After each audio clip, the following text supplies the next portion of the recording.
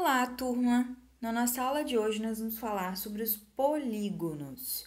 Vamos acompanhar a leitura aí. Vamos relembrar os conceitos de poligonal e polígono.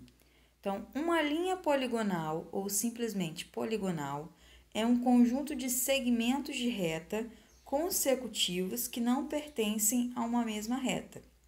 Então, nós temos aí o exemplo de uma poligonal aberta e de uma poligonal fechada. Agora, polígono é toda figura geométrica plana formada por uma linha poligonal fechada em que dois lados não consecutivos não se cruzam nem se encostam. Então, eu coloquei 3 exemplos de polígonos. E coloquei aí outros exemplos de polígonos e outros exemplos de não polígonos, tá? Por que esses daqui de baixo não são polígonos? Esses dois primeiros aqui não são formados por segmentos de reta. Eles têm um segmento curvo aqui, tá vendo? Esse aqui, e esse aqui também, ok? Um segmento curvo. Esse terceiro não é polígono porque tá vazado aqui no meio, tá vendo? E esse último aqui não é polígono porque os segmentos se cruzam, tá vendo? Então, nesse caso, não é polígono. Nas figuras abaixo estão traçados os segmentos que unem alguns pontos no interior de cada polígono. Analisando cada segmento, podemos concluir que parte dos segmentos EF, KN, KL está fora dos polígonos. Então, vamos observar aqui, ó. Esse segmento EF, esse segmento KN e esse segmento KL estão do lado de fora do polígono, tá vendo? Tá passando por fora do polígono. Então, nesse caso, esses polígonos são chamados de não convexos. Vamos lá, ó. Os polígonos, eles podem ser classificados em convexos ou não convexos. Então, eles são convexos quando qualquer segmento de reta unindo dois de seus pontos fica inteiramente contido nesse polígono. E são polígonos não convexos se, ao se unirem dois de seus pontos, alguns segmentos de reta não estiver completamente contido no polígono. Então, exemplo aí, ó, polígono 1, 3 e 5 são exemplos de polígonos convexos, que é esse aqui, esse e esse. E esse polígono 2 e o polígono 4 são exemplos de polígonos não convexos, porque o segmento está externo ao polígono, tá vendo? Então, nesse caso, são polígonos não convexos. Então, para dar prosseguimento ao estudo dos polígonos, é necessário recordar alguns dos elementos que o compõem. Então, nós temos aqui A, B, C, D e E são os vértices do polígono. AB, BC, CD, DE e EA são os lados. Então, lado é segmento de reta. Então, tem que colocar o tracinho em cima para enxergar que é segmento, tá? A, B, C, D e E são os ângulos internos. Lembrando que ângulo tem que colocar o acento circunflexo, o chapéuzinho em cima da letra. E Azinho, Bzinho, Czinho, Dzinho e Ezinho são os ângulos externos formados por um lado do polígono e pelo prolongamento de um lado consecutivo a ele. Dois lados que têm um vértice em comum são ditos consecutivos. Então, os polígonos são nomeados de acordo com o número de lados ou de ângulos que apresentam. Veja o quadro a seguir. Então, nós temos aí. Se o polígono tem 3 lados, ele é chamado de triângulo. Se tem 4 lados, é chamado de quadrilátero. Se tem 5 lados, é pentágono. 6 lados, é hexágono. 7 lados, heptágono. 8 lados, octógono. 9 lados, eneágono. 10 lados, decágono. 11 lados, decágono. E 12 lados, dodecágono. E há também o polígono de 15 lados, chamado de pentadecágono, e o polígono de 20 lados, chamado de icoságono, ok? Então, ó, os polígonos convexos podem ser regulares ou não regulares. Um polígono convexo será regular Se e somente se apresentar todos os lados de mesma medida, ou seja, todos os lados congruentes, e todos os ângulos de mesma medida, ou seja, quando ele for equilátero e equiângulo. Equilátero quer dizer que todos os lados têm a mesma medida. Então, nesse hexágono aqui do lado, nós temos que o lado AB é igual ao lado BC, que é igual ao lado CD, que é igual ao lado DE, que é igual ao lado EF, que é igual ao lado FA. Então, nós temos um polígono equilátero, um hexágono equilátero. E equiângulo é quando os ângulos são todos iguais. Então, o ângulo A é igual ao ângulo B, que é igual ao ângulo C, que é igual ao ângulo D, que é igual ao ângulo E, que é igual ao ângulo F. Então, nós temos aqui os 6 ângulos desse hexágono são iguais. Então, ele é um hexágono equiângulo. Então, ABCDEF é um polígono regular, ok? Então, todo polígono regular pode ser inscrito em uma circunferência. Isso significa que todos os vértices de um polígono regular pertencem a uma mesma circunferência. Então, nós temos aí o triângulo equilátero inscrito na circunferência, o quadrado, o pentágono e o hexágono, ok? Assim, podemos definir o ângulo central de um polígono regular. Então, o ângulo central de um polígono regular tem o vértice no centro da circunferência na qual o polígono está inscrito, e seus lados são os raios que passam por 2 vértices consecutivos. Então, nós temos aqui, ó, esse ângulo COD, ele é um ângulo central, ok? E lá, agora a gente vai falar sobre as diagonais de um polígono. Vamos lá. Os segmentos de reta que ligam 2 vértices consecutivos são os lados do polígono. Já os segmentos de reta que ligam 2 vértices não consecutivos são denominados diagonais do polígono. Então, diagonal é um segmento de reta que liga 2 vértices não consecutivos de um polígono. Então, nas figuras a seguir, observe as diagonais traçadas em cada polígono. Então, nós temos aqui o quadrilátero. Então, tá aqui a diagonal BC e a BD e a diagonal AC, tá?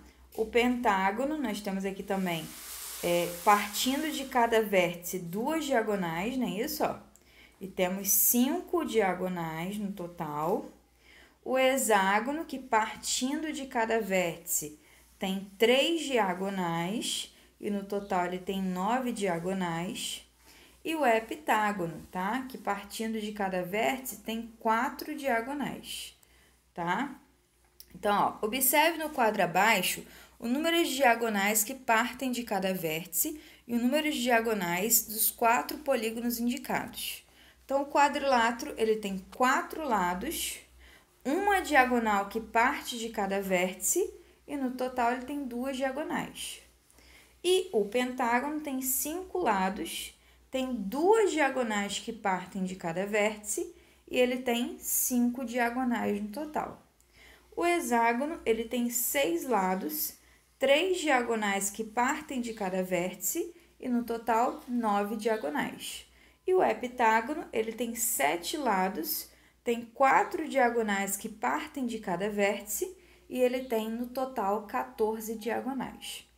Então, note a relação que há entre o número de lados de cada polígono e o número de diagonais que partem de cada vértice, que identificaremos como DV. Então, perceba aqui, o quadrilátero tem 4 lados e uma diagonal que parte de cada vértice.